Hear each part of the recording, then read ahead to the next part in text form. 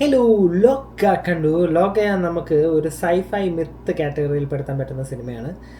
സിനിമയാണെങ്കിൽ ഒരു നമ്മുടെ ലോകത്ത് തന്നെ നടക്കുന്ന കഥയാണ്. പക്ഷേ നമ്മൾ ഈ മാർവലിലൊക്കെ കാണുന്ന പോലെ തന്നെ നമ്മുടെ ചുറ്റുമുള്ള കുറേ സൂപ്പർ ഹീറോ എന്ന് പറയാൻ പറ്റില്ല, നമ്മുടെ ചുറ്റുമുള്ള അമാന്യ ശക്തിയുള്ള ആളുകളുടെ കഥ എന്ന് പറയുന്ന പോലത്തെ ഒരു കഥ പറയുന്ന ഒരു സിനിമയാണ് ലോക. എനിക്കുള്ള പറഞ്ഞ സിനിമ ശരിക്ക് ഇഷ്ടപ്പെട്ടു. സിനിമ നമ്മൾ നിങ്ങളെല്ലാവർക്കും ഇപ്പോൾ ഓൾറെഡി അറിയാം, ഇതൊരു ഫസ്റ്റ് പാർട്ടാണ്, സെക്കൻഡ് പാർട്ട് ഇനി വരാൻ പോകുന്നു, അങ്ങനെയുള്ള കാര്യങ്ങളെല്ലാം നമുക്കറിയാം. ഈ സിനിമയിൽ എനിക്ക് ഏറ്റവും ഇഷ്ടപ്പെട്ട കാര്യം എന്താണെന്ന് വെച്ചാൽ, സിനിമ അവർ ഫസ്റ്റ് പാർട്ട് തൊട്ട് ഇനിയിപ്പം വരാൻ പോകുന്ന ഒരു 2-3 പാർട്ട് എന്തൊക്കെയാണോ അതെല്ലാം അവർ ആലോചിച്ച് ഓൾറെഡി റെഡിയാക്കി വെച്ചിട്ട് എഴുതി വെച്ചേക്കുന്ന കഥയാണ്. അതുകൊണ്ട് തന്നെ നമുക്ക് ഇനി വരുന്ന പാട്ടുകളിലാണെങ്കിൽ എന്തെങ്കിലുമൊക്കെ കാണുമ്പോൾ അങ്ങനെ ഫോഴ്സ്ഡ് ആയിട്ട് നമുക്ക് തോന്നില്ല. ഇതിനകത്ത് നല്ല രീതിയിൽ അവരത് എക്സിക്യൂട്ട് ചെയ്തിട്ടുണ്ട് ഈ പാട്ടിൽ തന്നെ. പെർഫോമൻസിൻ്റെ കാര്യത്തിലാണെങ്കിൽ നസ്ലീനാണെങ്കിൽ അത് പറ്റിയൊരു റോളാണ് കിട്ടിയേക്കുന്നത്. ഒരു എടുത്തൊരു പയ്യൻ, അവനെ കൊണ്ടൊന്നും പറ്റാത്ത ടൈപ്പ് ഒരു പയ്യൻ, അങ്ങനത്തെ ഒരു റോള് കിട്ടിയിട്ടുണ്ട്. നല്ല കറക്റ്റായിട്ട് ചെയ്തിട്ടുണ്ട്.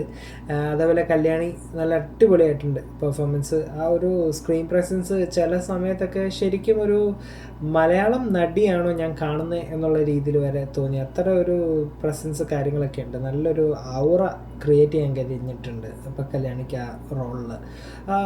അങ്ങനെയൊക്കെ ഒത്തിരി നല്ല ഇതാണ്. ബാക്കി കൂടെ അഭിനയിച്ചേക്കുന്ന ആൾക്കാർ നമ്മുടെ സലിംകുമാറിൻ്റെ മകൻ ചന്തു സലിംകുമാർ അല്ലേ, അങ്ങനെയല്ല പേര്. Was very good. നല്ല പെർഫോമൻസ് ആയിരുന്നു. എനിക്ക് ചില സമയത്തൊക്കെ അതായത് കണ്ണ് കൊണ്ട് അഭിനയിക്കുന്നു എന്ന് എനിക്ക് തോന്നി. കണ്ണിലൊക്കെ നല്ല എക്സ്പ്രഷൻ ഉണ്ടായിരുന്നു. അപ്പോൾ എനിക്ക് അങ്ങനത്തെ ഒരു എക്സ്പ്രഷൻസ് കാര്യങ്ങളൊക്കെ ഇഷ്ടപ്പെട്ടു. അരുൺ കുര്യൻ ഉണ്ടായിരുന്നു. അരുൺ കുര്യൻ ആനന്ദ് സിനിമയിലൊക്കെ ഉണ്ടായിരുന്നു. നല്ല പെർഫോമൻസ് ആയിരുന്നു, മോശമൊന്നുമില്ല. പക്ഷെ എനിക്ക് ചന്തുവിൻ്റെ ക്യാരക്ടർ ഇച്ചും കൂടെ നല്ല ക്ലിക്കായി, ഇച്ചും കൂടെ നല്ല വർക്കൗട്ടായി, നല്ലതായിരുന്നു. ഈ സിനിമയ്ക്കകത്ത് എടുത്തു പറയേണ്ട കാര്യങ്ങൾ, സിനിമയുടെ എഡിറ്റിങ് അടിപൊളിയാണ്. സൗണ്ട് മിക്സിങ് ഒരു രക്ഷയില്ല.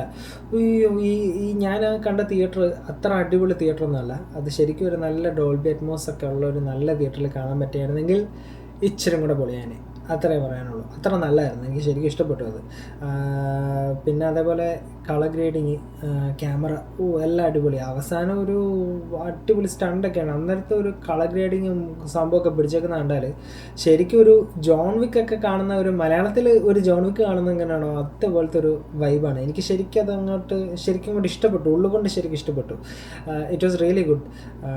നമ്മൾ ഇങ്ങനത്തെ ഒരു സിനിമ ഞാൻ ശരിക്കും മലയാളത്തിൽ നിന്ന് പ്രതീക്ഷയില്ല. നമുക്ക് ഒത്തിരി സിനിമകൾ സെക്കൻഡ് ഭാഗം വരുന്നു. ഇപ്പം പഴയ സിനിമകളുടെയൊക്കെ സെക്കൻഡ് ഭാഗം വരുന്നുണ്ട്.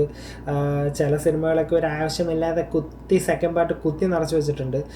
അതൊക്കെ ഇപ്പോൾ ഡ്രോപ്പ് ഔട്ടായി പോയിട്ടുണ്ടാവും. പക്ഷെ എന്നാലും അങ്ങനത്തെ സിനിമകളൊക്കെ നമുക്ക് കുറേ വന്നിട്ടുണ്ട്. ഇത് അങ്ങനത്തെ ഒരു കാറ്റഗറിയിൽ പെടുന്ന ഒരു സിനിമയല്ല. സെക്കൻഡ് പാർട്ടിന് വേണ്ടി ഇറക്കിയ ഒരു ഫസ്റ്റ് പാർട്ടല്ല, ഫസ്റ്റ് പാർട്ടിന് വേണ്ടിയുള്ള ഫസ്റ്റ് പാർട്ടാണ്.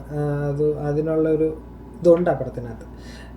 ഓവറോൾ എല്ലാം ഡിപ്പാർട്ട്മെൻറ്റുകളും നല്ല മികച്ച ഇത് ചെയ്തിട്ടുണ്ട്. ഡയറക്ടർ ആണെങ്കിൽ നല്ല അടിപൊളിയാണ്, നല്ല കൈകാര്യം ചെയ്തിട്ടുണ്ട്. എല്ലാം വിഷ്വൽ എഫക്ട്സ് നല്ല പൊന്നു പോലെ കൈകാര്യം ചെയ്തേക്കുന്നു. എനിക്കാണെങ്കിൽ നമ്മൾ ഈ ആക്ഷൻ സിനിമകളെന്ന് പറയുമ്പോൾ എൻ്റെ മനസ്സിനകത്തുണ്ടായിരുന്നു, ഇനി വിഷ്വൽ എഫക്ട്സ് ചെയ്ത് കുളമാക്കുമോ എന്നൊക്കെ ഉണ്ടായിരുന്നു. പക്ഷെ അങ്ങനെയൊന്നുമില്ല, എല്ലാം നല്ലതാണ്.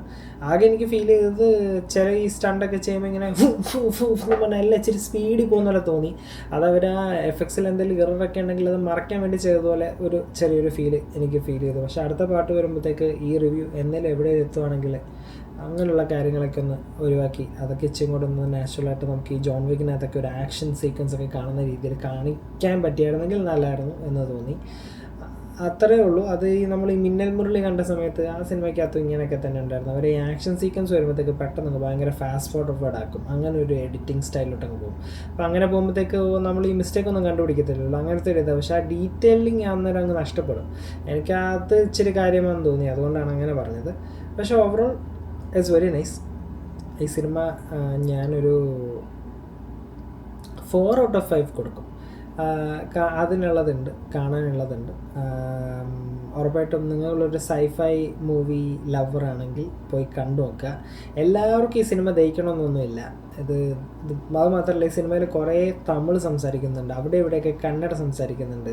അപ്പോൾ അങ്ങനെയുള്ള ഭാഷ പ്രശ്നമുള്ളവർക്ക്, എനിക്കറിയില്ല, ഞാനിവിടെ കാനഡയിലാണ് കണ്ടത്, അതുകൊണ്ട് എല്ലാത്തിനും അടിയിൽ ഇംഗ്ലീഷ് സബ് ടൈറ്റിൽ ഉണ്ടായിരുന്നു. സോ എനിക്ക് ഓക്കെ ആയിരുന്നു. പക്ഷേ ഈ നാട്ടിലെങ്ങനെയാണെന്ന് അറിയില്ല, തമിഴ് സംസാരിക്കുമ്പോൾ അതിന് മലയാളം സബ് ടൈറ്റിൽ ഉണ്ടോ എന്നറിയില്ല. ഉണ്ടെങ്കിൽ ഇറ്റ്സ് ഓക്കെ, ഇല്ലയെന്നുണ്ടെങ്കിൽ ഭാഷ അറിയാത്തവർക്ക് ഒരു ഇച്ചിരി ബുദ്ധിമുട്ടുണ്ടാവും ഈ സിനിമ മൊത്തത്തിൽ അങ്ങോട്ട് എൻജോയ് ചെയ്യാൻ വേണ്ടിയിട്ട്. പക്ഷേ ഓവറോൾ നല്ല ഒരു എൻജോയബിൾ പടമാണ്. ഞാൻ പറഞ്ഞല്ലോ, സൈഫൈ ഒക്കെ ഇഷ്ടപ്പെടുന്നവരാണെങ്കിൽ ഉറപ്പായിട്ടും പോയി കണ്ടു നോക്കുക, നിങ്ങൾക്ക് ഇഷ്ടപ്പെടാൻ ചാൻസ് ഉണ്ട്. ഇഷ്ടപ്പെട്ട് കഴിഞ്ഞ് നിങ്ങൾ കണ്ടു കഴിഞ്ഞ് ഈ വീഡിയോ പിന്നെയും കാണുവാണെങ്കിൽ നിങ്ങളുടെ അഭിപ്രായം ഈ വീഡിയോയിൽ കമൻറ്റ് ചെയ്യുക. എൻ്റെ ചാനൽ ആദ്യമായിട്ട് വരുവാണെങ്കിൽ സബ്സ്ക്രൈബ് ചെയ്യാൻ ശ്രമിക്കുക. അപ്പോൾ പുതിയ വീഡിയോ ആയിട്ട് വീണ്ടും കാണാം. Thank you, by.